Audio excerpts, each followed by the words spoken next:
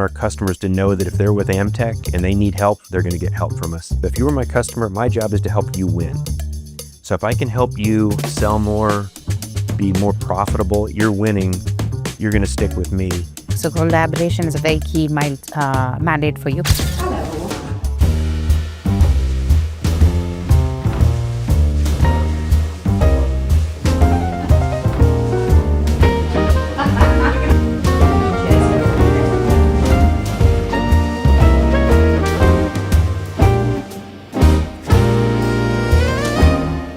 One thing is, you talked about it, right? People are uncomfortable with change. And change at this velocity, I'm pretty sure has a bunch of skeletons in its closet. I want people to love being in Amtech. Our longest employee has been with the company for 43 years. Oh, wow. Some people think we're bought by private equity. They're going to cut costs. It's going to be terrible for the customers.